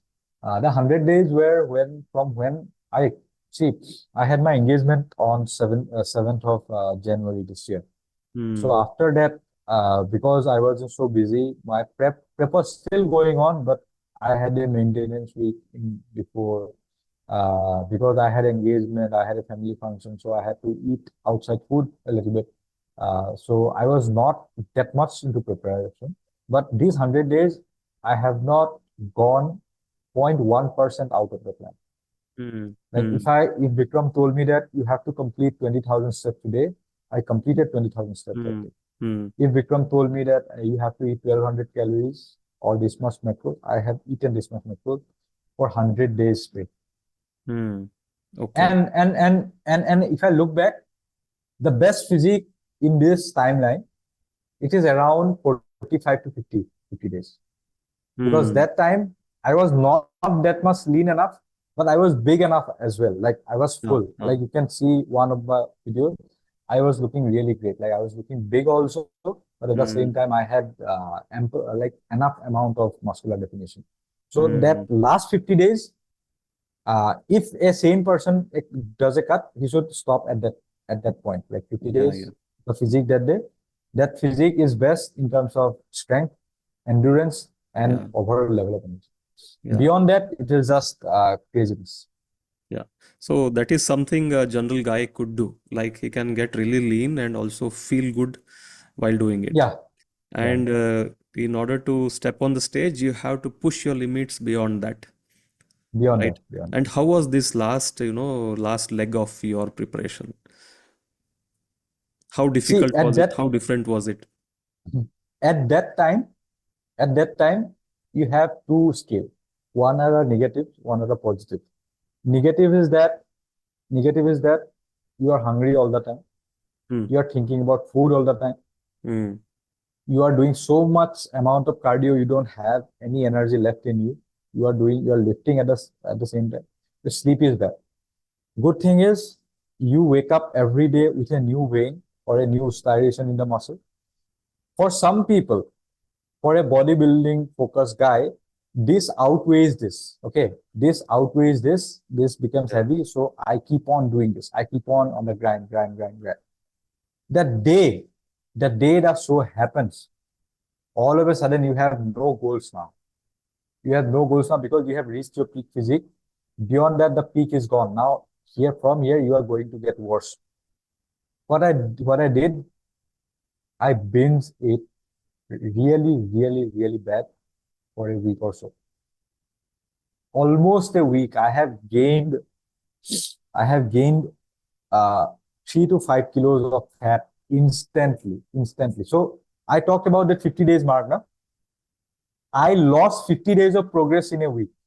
Hmm. Okay, Yeah. I have lost 50 days of progress in a week. So imagine how much your body is actually push you to the normal. Like your Hmm. body is resisting, but you have so much euphoria from seeing a new muscle, or you have so much adrenaline to get onto the stage, you are ignoring the signal. But the Hmm. day the restriction is gone, I was like this, and I really jumped back to Hmm. regress back or progress 50 days directly. I have eliminated 50 days of work in 7 days. Can you Hmm. imagine that? And did you feel guilty about it? Did you feel bad that you lost that progress? How was that feeling? At first, yes. At first, Hmm. I felt really bad about that. Like, I actually, number one thing is that the stage experience was not good. Okay. Hmm. Hmm. The stage experience was not good in terms of like I have a cramp on my leg right now. This is this Okay. is this is the this is the like level of suffering sometimes we have to go through. Like I have a cramp by doing nothing because my electrolyte balance is not. I think it Hmm. is not. It is not yet normal. Like even Hmm. after a week also. So I Hmm. get random cramps at random times. And yes, I felt guilty. I had Hmm. a negative. See, I again, I talked about, right? Because I was the guy. I was the one guy. Like I am the one. I had the unlimited willpower. Okay. I always thought that I am the main Hmm. character. I had the main character energy. But when you gave up to some food, okay, some ice cream, you gave up yourself to the ice cream, then you start developing a negative image about yourself. Like I Hmm. felt like I was lacking self-control. Like I Hmm. always preach people about having self-control, having a strong mindset. Now all of a sudden I don't have that. So I had a really bad picture in the back of my mind. Okay, because I was really feeling guilty. Like what I have done to myself. Like how will I go to people and tell them that I have done this? But then Hmm. again, I thought that it is something most people will never go to that fear. They don't need to go to that. Like your body is actually fighting for survival. Yeah. All of a sudden, I started driving and I was not sleepy. All of a sudden, I am talking with energy. All of a sudden, my daily source, like walking, becomes a activity, not a chore. Not a walking is not hard work anymore. Walking is like a normal activity for me. Yeah. Now I can talk to my people. Uh, I actually got 6, 7 hours of uninterrupted sleep again. Then after this 1 week, I started feeling normal. My strength in the gym came back. Like I'm now more, I can now actually do the lifting and I can feel that, yes, I am the strong version of myself again. Like I can lift heavy numbers now. Now after this 1 week or 10 day, now I am feeling a little bit normal and at this time, I'm actually forgiving myself for doing that. And I'm also taking some notes that next time I have to cut in such a way, I may be having a longer cut or I have to Yeah. have some, uh, so I see any like the decline didn't happen that day. Okay. On the day I started binging, the decline didn't happen that day. It started happening way before that because the last 20 days, last month or so after day 70 and all I watch on YouTube is eating videos, okay, cooking videos, because my brain is somehow, I brain is actually uh, associating me with food. Like it is pushing me towards food. I went to the grocery shop and I just took the packet of biscuit and I started reading the labels, like where, like random stuff, from where it is being imported, like for on where it is being manufactured, like Uh, or I did some really weird stuff. Like I bought stuff for my mother. My mother asked me that please bring me a pack of dairy whitener because she drinks milk tea. Bring me a sugar-free everyday Nestle every day. From that day onwards, whenever I was passing through the street, I see a sugar-free everyday packet there, I buy it. I literally bought 10, 20 packs of that dairy whitener and I bought to my mother. I have bought a lot of imported chocolate for my sister. So this is the obsession. Like I'm just associating, I'm just staying near to food. Okay. hmm. In the YouTube, before sleeping, I was watching cooking videos. I actually uh, after the prep, I actually made pizza. And actually, my sister is a really good cook, and she told me that how did you make it? Then I was always watching how to bake a pizza, so I learned it by that way.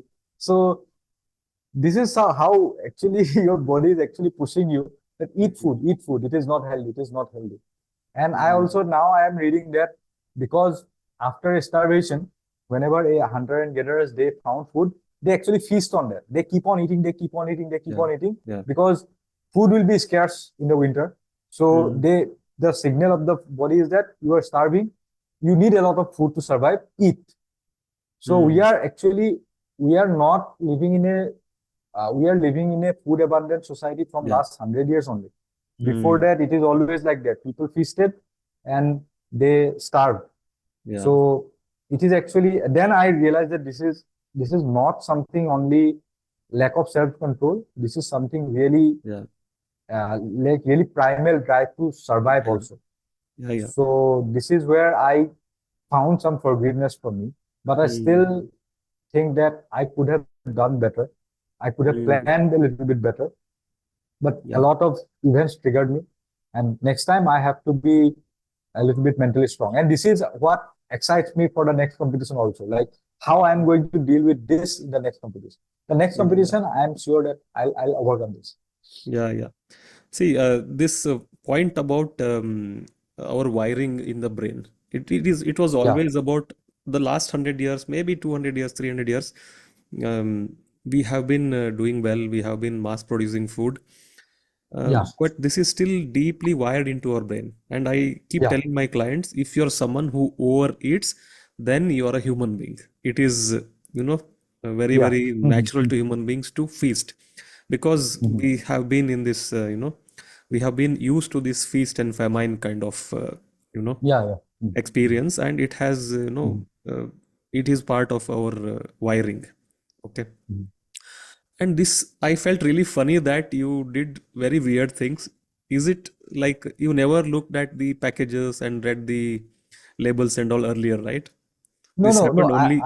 No, no, no. I have read the labels and all, but I have never gone into the aisles and introspected every packet.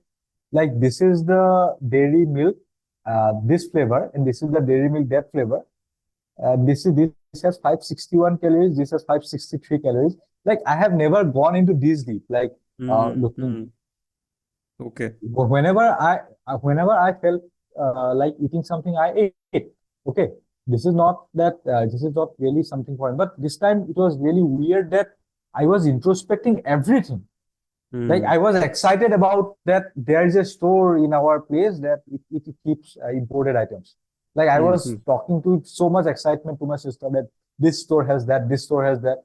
And I went to the Reliance Smart Points and Reliance Smart Bazaar, like in a frequency that I can tell you that, and it which corner which item is there. Oh. Like my I became so hyper aware about things. Hmm. And he also become really hyper aware about smells. Like you Hmm. can smell food from a really distant. Like if somebody is cooking this, my neighbor is cooking this, then yeah, I know that Yeah. whatever is being cooked there. Yeah. Yeah, it happens. See, I also have this experience. Once, when I was in the beginning of my, the weight loss phase, when I started, Yeah, yeah. I came across this, Joe Cross, who popularized this juice diet and all. Uh, No, there is, but I, there I is, have I have heard there is also yeah. documentary like um, um, Fat, Sick, and something like that. I forgot the Mhm, this one now. mhm, Uh, mhm. fat, Sick, and Almost Dead, or something like that. I Yeah. watched that and I did juicing. Okay, all I did was having vegetable juice, like mix of vegetables for 3 days. And in the video also, he says after like couple of days or maybe 1 week, you'll start, your senses become very, very sharp. Like you start smelling everything. You start seeing Mhm, everything. You start hearing everything. And that was fascinating for me, and I was hooked. And I actually tried it. I mean, three almost 4 days I was completely on juice, and my wife was making, I still remember making dosa. I mhm. I still remember the first bite I had on the end Yeah, of fourth day. I could smell everything she was cooking. Just 4 days. yeah, I was having only yeah. juice. It was kind of fascinating experience for me. And one thing I really now like sitting by you will know is sometimes I feel that counting calories, learning about macro profile has actually changed how we look at food. Like it is really difficult to go back to become a normal person. Yeah. When I didn't know this stuff, when I was eating, I had a different kind of feeling eating food. But now all I see that some really objective stuff like uh, before that I was eating dal chawal. Okay, before that I was eating dal chawal, but now I am eating this X grams of carb, X grams of fat, X grams of protein. So I don't know how to create a balance between these two. Like I have to, because see, bodybuilding fitness, it should be a like lifting. I don't I don't care how much kilo I lifting. I just love lifting. Okay. This is why I'm into lifting. Yeah. But someday I have to find this balance with food also. And Yeah. I find this balance. I have found this balance, but I have found this balance in 80 kilo of body weight.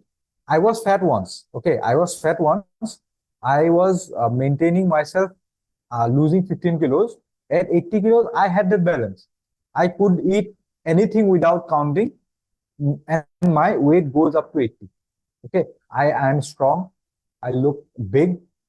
I have that, but now because I am into bodybuilding, I have to find this way of eating in a leaner body weight. So that is my goal. At 80 kilo, I was living a normal life. I was eating like, see, you should be in a state where if your family gives you a, like there is a family function there, okay, and they offers you, let's eat this mithai because it is part of the ritual. Okay, you should be in a state where you can eat that mithai and still you should be in a healthier body weight. Still you should be living Yeah. a normal life, and Yeah. it can still have that like it should not wreck your day. Like I have, Yeah. you should not feel guilty about this. Like I have eaten this Mm. and my whole day is ruined because I have gone out of my diet. Mm. So this Yeah. is something you have to learn. Okay, Yeah. this is something you have to learn, and Mm. this is so important because otherwise Yeah. you won't be able to function as a normal human being. Like Yeah. it is a Definitely. very bad way of like you will be like putting so much pressure on you. Like this is just a piece of mithai. Okay. And then I realized one thing at that day. I have binged, okay, almost I have gained like at least, let's say at least 3 kilos of body fat. Okay. So it is how much of a surplus? 21,000. Okay. 21,000. If you just divide it by 365, let's say the whole year. I got the number between 55 and 60. Okay. 55 and 60. So it is also another way of looking at this. Like, although I have gained 3 kilos, it will be a cakewalk for me to lose because it is only 3 to 6 weeks of diet. I'll be able to lose it. But now, for now, I am okay with this because, because I don't want to suffer. I want to live like a normal person. Like, Yeah. I want to have this occasional cup of tea sometimes Yeah. without feeling guilty. Yeah. Yeah. So this will be a next, this will be my next challenge to still be eating and looking like I live, but I want to find that balance where I don't have to think about food. I want to be more focused in other ways, other avenues of my life. Okay.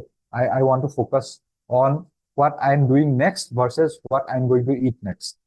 So to find this balance, I think I will need some time because my whole like sense of eating and sense of living the life is a little bit distorted now for normal life. And again, Mm. I have told you before that little bit of imbalance is necessary to reach Yeah. somewhere. Yeah. So perfectly balanced, it won't be possible, but I have to still find a way where I can focus more into other things. Mm. Yeah. Great. Yeah. I mean, if you count calories and really become very granular with your your calories and what you're eating. I would say not taking it to the extreme of bodybuilding, but at least for a lot of people who are into fitness, who really want to have a fitness lifestyle, they have to track their food for, let's say, at least 6 months or something like that, because that will set you free. And Yeah. what I mean by that is, initial 2 years of my journey, I was not even using apps. I was weighing everything.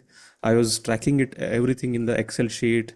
Okay, even if Mm, my wife is preparing upma, she is mm, measuring everything. How much onion I'm mm, putting, how much mm, beans I'm putting, how much carrot I'm putting, how much rava I'm mm, using, how much oil I mm, am putting. She used to write it, and I used to sit and put it in an Excel sheet and track.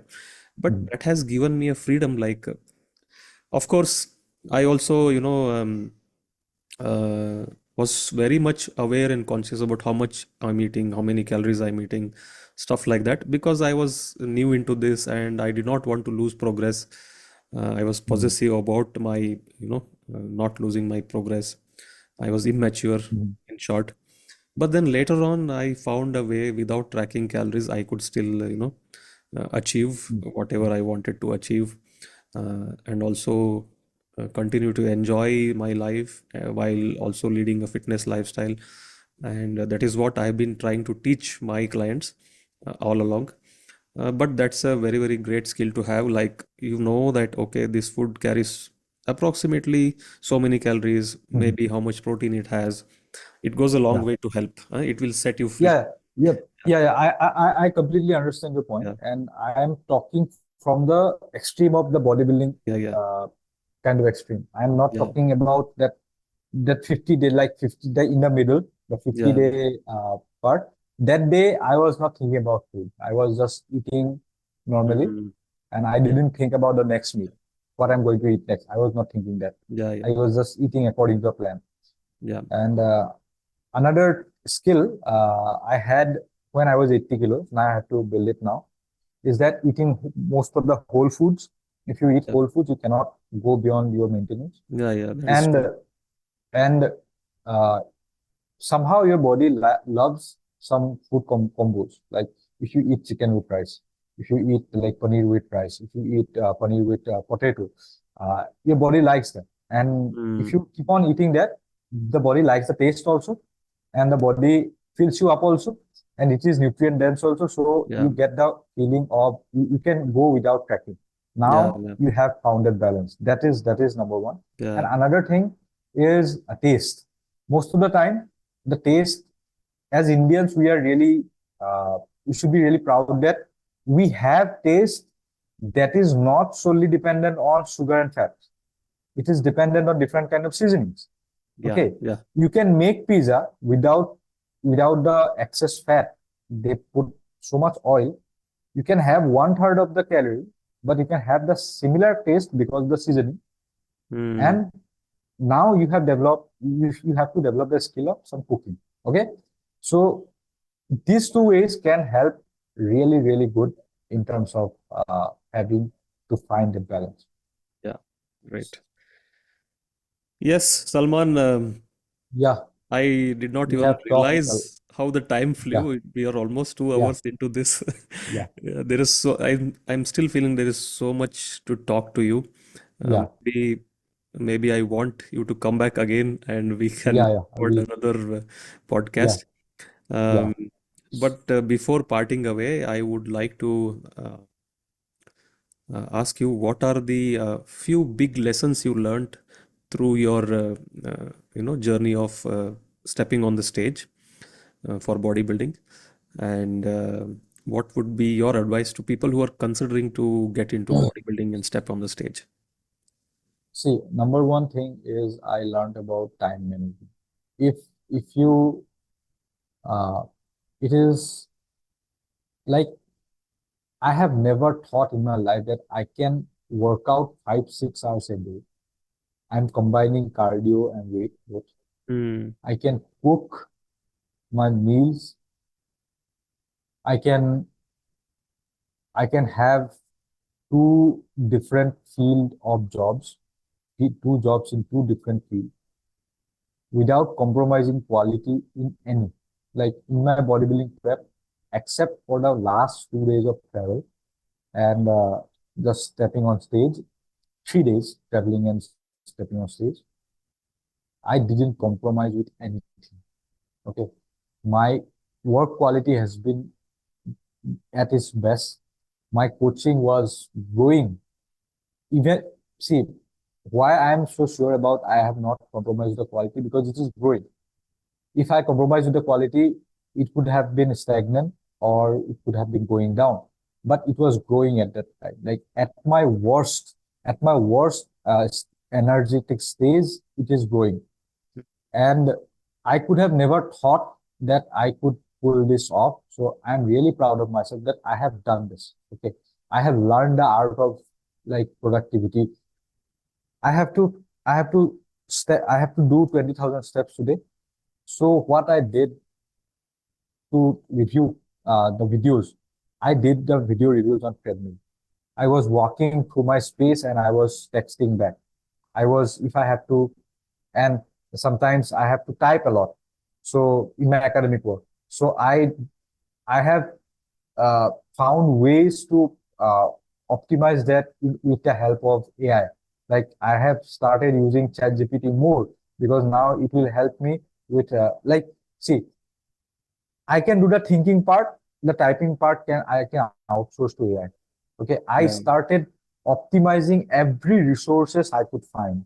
Like I bargained with myself. Like I asked the help from one of my friend that can you help me just driving for me for these 4 days because I am not being able to drive actually because I've told you like I was almost dozing off. Then I Yeah. thought because I'm going on a car, someone else is driving. So what I can do, I can utilize my time to learn something or to reply back Yeah. to my guys or make videos while I'm traveling on the car.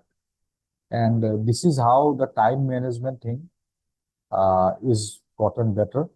And now because I'm more energetic, now I'm more energetic. I have reduced my steps from 10,000, 20,000 to 10,000. So I have got extra 2 hours of time. So what I can do with this? Like now, yes, I'm relaxing a little bit after the prep. I'm relaxing by a little bit, but I have learned that I can do a lot more, a lot more than before. And another thing is the value of sacrifice. Like to attain something, you have to sacrifice. Like I have sacrificed some of my health actually to look better. And sometimes those trade-offs are necessary. We cannot have everything every time. Like we have to make the trade-off. If I have to have a good physique and I have to be on my 100% health, I cannot, I cannot get into the stage lean condition. So it is just a lesson that I'm not telling you to do that, but it is a lesson that sometimes you have to choose, you have to sacrifice a lot to get something. And also another thing it gave me lesson wise is that if you love something, okay, it is just we always talk about like this is a topic altogether, different topic altogether. Like I had to like after the show, I had to teach myself that now you have to lift because you love lifting. Okay, you are not the whole prep. I was lifting because I wanted to look good, but it was not my starting point. I have lost the drive to lift for one week after the show because now my body is going downhill. I'm getting fat. The body is going slowly downhill, downhill, downhill. So I just lost some of the motivation to lift. Then I realized that I didn't start lifting to look good. I started lifting because I love lifting. Okay. I love lifting. This is why I lifted for so much years without a break. Then I realized the value of sticking to your roots. You can go anywhere, but if you forget your roots, if you forget from where you came from, you will lose everything. So this is why sticking to the roots and staying grounded, it is something because now I have seen myself, that I am not the best guy on the stage, Yeah. but to become the best guy, I have to stick to the roots. I have to love lifting. By only then, if following this lifestyle make me come so far, so if I have to go further, then I have to stick. I have to do the same thing. I have to stick to the roots. I have to stay grounded. That's my lesson. Like 3 lessons I can tell you. Yeah, great lessons. Salman, one thing I can completely relate is um, you can stick with something only when you love it enough, when you Yeah, yeah, enjoy it, right? yeah, And yeah, one reason I stuck with lifting, at least in the last 8 years, is because mm, uh, I I feel good when I get stronger. I mean, I feel good when I lift heavier weights. yeah. Somewhere it is connected to me being very weak and skinny when I was growing up. That is something Yeah, which was upset about myself. I didn't yeah, like about myself. I mean, that is the thing. Like most people, yeah, and I also, uh, you know, advise other people. Like in general, like if you want to stick to it for a long period of time, you should see immediate progress in some or the other way, yeah, right? yeah, Uh, Seeing progress in physique is something which takes a long period of time. And that yeah. is why I love Exactly. strength training. That is why I love lifting heavier weights, like heavier weights, fewer repetitions, and all. Yeah. It is because you can instantly see that you are making See the progress. result. Yeah, yeah. That is because you can That instantly see that you are, writing bigger numbers on your workout yeah, log, yeah, yeah, yeah, right? yeah, I mean, that is something which most people have to consider when they are into fitness. yeah. Mhm. Okay, and Yeah, physique goal and all is important. Um, it will come with time. yeah, It's a yeah. byproduct, right? It takes time. It Yeah, takes it takes time. Yeah, time, and it it is a takes time. Yeah, byproduct it of takes your time. habits Yeah, and your this yeah, one, and your lifestyle. yeah, Uh, Another thing is you said uh, what I felt great was like before doing this, you never knew you could do this. Like only when you yeah, do hard stuff, when only when you go yeah, through that phase where you're grinding and you are forced to become more creative, you are forced to utilize your resources to the maximum. Only then mhm.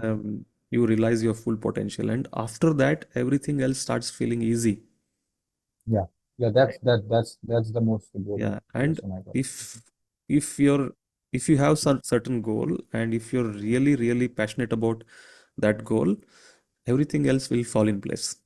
Yeah, yeah. Right? That That's is that's the that yeah, that I can say is a gist of fitness lifestyle. Like if you yeah, yeah. really want to be fit, lose belly Mhm. fat, lose fat, look good, it should be of You will find a way out. yeah, You will find a way out. it should be important for you, and it should be a way of self improvement. If you don't see Yeah, it as self yeah, improvement, it will never happen. If you're yeah. approaching with the frustration, if you're approaching uh, with a kind of With neediness that you want to mhm. be certain way, um, you want to It achieve won't happen. certain physique goal, it will never happen.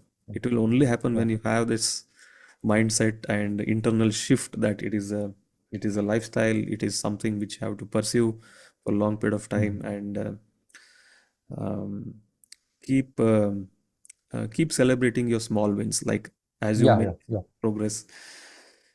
Great advice, Salman. yeah. The last question I want to ask you is, what will be your parting message for our listeners?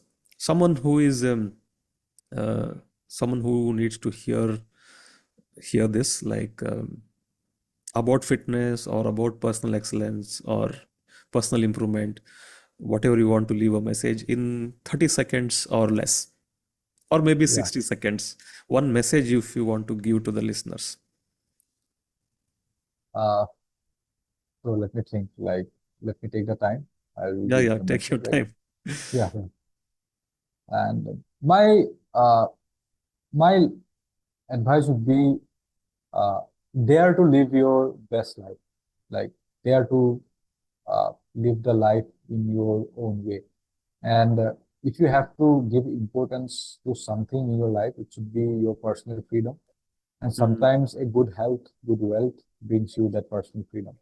And always never ever compromise with the personal freedom. And this will allow you to live the biggest life you can enjoy. That's the message I can give. Yeah, great advice. Something which I can really, really resonate to. Something really, something on the similar lines I heard from somewhere, you know. I think most Yeah, people, when they go through this personal improvement journey, they'll catch these kind of advices. It has yeah, been instrumental. Like when I, yeah, yeah. we are kind of, binding ourselves with the expectations of ourselves, from Yeah. ourselves, expectations of the society, expectations of parents and relatives. Um, but only when we, uh, think about personal Mhm, freedom, mhm. doing whatever we like, Yeah, and also be fulfilled in the life. I yeah, think um, only then will be truly fulfilled in the life when yeah, we yeah, yeah, follow, um, follow what we love and what we need to do for ourselves. yeah, Great, Salman. Thank you so yeah. much for Thank you your for time. having me. Like, it was Yeah, been great experience for me yeah, yeah, talking to you, and I will love to come back here and we definitely. can discuss different topics also. Yeah, yeah. Like, Def Definitely, I would like to have you back. I really enjoyed this conversation because, see, yeah, we are just over 2 hours now, yeah, yeah, right? And I didn't even yeah, realize that we have spent so much time together, and so yeah. many things we Discuss, yeah. Mm. um, That's what, we resonate on so many yeah, things, yeah, and I think most of the things we agree to each other. yeah, Some different perspectives, but most of the fundamental things mm. we agree upon, and Yeah, yeah, same, yeah, it was a great value that you shared all your yeah, experiences, especially about yeah, your approach to fitness and how you coach people, and also yeah, related to your bodybuilding experience. yeah. Yeah.